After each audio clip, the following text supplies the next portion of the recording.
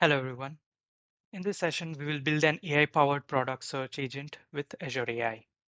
By the end of this six-part series, we will have an fully working AI agent that answers natural language questions about product data pulled right from the PDF files. We'll use Azure Functions, Azure OpenAI with GPT 4.1, Azure AI Search, and Azure AI Foundry. And no machine learning expertise is needed as we'll use the GPT 4.1 model in the Azure AI Foundry itself. Now, here is the complete architecture I want to walk you through, and it's simpler than it looks. We'll have a 10 PDF product files, a sample product data sheets for the which have a paint technical data from our fictional company Contoso Paint Co.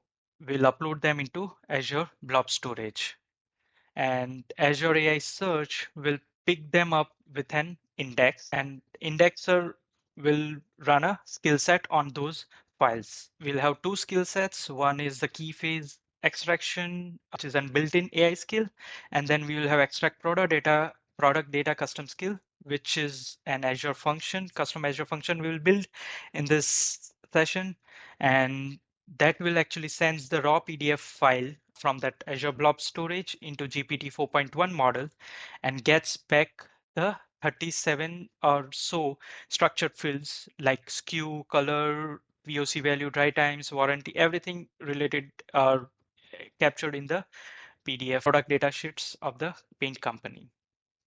So all of this lands into a search index with multiple custom fields. Then we connect that index into an Azure AI Foundry set playground as a grounding data source. And as a result, we'll have a retrievable augmented generation RAG agent that answers questions using the real product data and not a hallucinated information. All right, before we start, make sure you have .NET 8 SDK and Azure Function Core Tools v4 installed. I'll provide the links to download both in the description of this video, but you can check your version using these two commands for .NET as well as the Azure Function. Now, assuming you have these versions installed, what's recommended, we can start with our project creation of the Azure Function project. Let's first start make a directory separate for the product extraction function, and we'll navigate this to our that particular folder. We'll start with initializing the function Azure Function project, which would basically point to the .NET 8 version. And this will take a few minutes, few seconds to scaffold the project directory. All right. So looks like the project has been scaffolded. Now we need to initialize our Azure function, which would be actually called and which will be of the type trigger. Let's use this function called as function new, and the function name will be extract product data. The template type we'll select is HTTP trigger, and our authorization level will be at the function level. So by executing that command, it will generate the Azure function named as extract product data. You can use the same like using the Control-Shift-P palette and using the Azure function create new project. It will ask you the function name, what kind of targeted framework it is, function name, the template type, as well as the authorization level as well. Wait a few seconds over here for the function to get created. We have the function created as well. Now you can see this is our main project file, which will initialize the extract product data function, and this is our standard function which will take get and the post actions. Host.json will hold the values for the Azure function configuration, and the local settings will hold the app settings values which will be required to run this particular Azure function. To read the PDF files, we'll need a package called newtonsoft.json. So let's add that to Quapa query and pass the JSON values basically. It helps with the JSON serialization. Now we have this package added. Now let's take a look at the past product json.cs file. I won't write this code live. That would take 20 minutes. Instead, let me walk you through the 4 key parts. The full source code of this is available in the GitHub Repo, linked into the description of this video.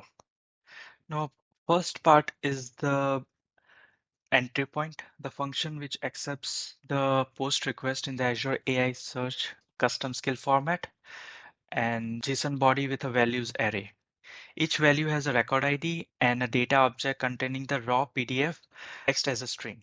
This format is defined by the Azure AI search for the custom skills. So we must match that exactly. In the part 2 of this function, we have the OpenAI call, which is at this line, which would actually send this PDF content into GPT 4.1 model via Azure OpenAI REST API. So this is the endpoint we are using to connect to the GPT 4.1 model. Now, let's take a look at the prompt, which is our query. We have the system prompt, which we are defining that you are a data extraction assistant. So extract a structured product data from the paint data sheets and return only valid JSON.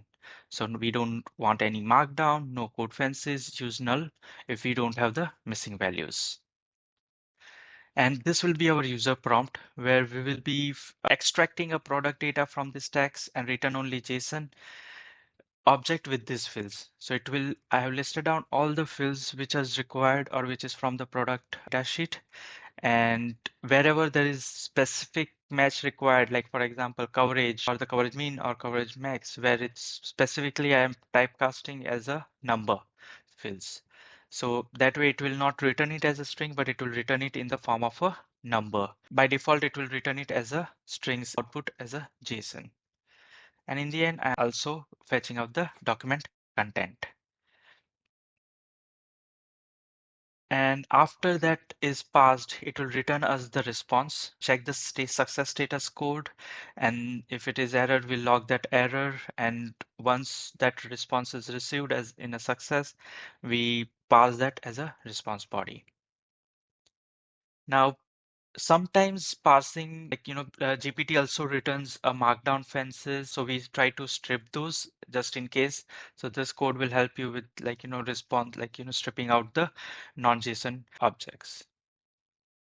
So once that API call is done, over here, we pass the JSON results into the product data object.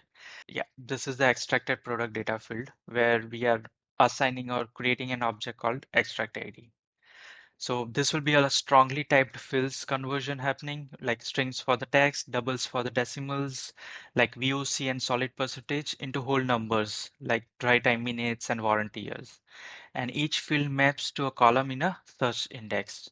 When the indexer calls this function, it gets back structured data ready to index. Now let's verify if this solution builds. We will navigate to the product extraction function and run .NET build. This should take a few seconds. And there we go.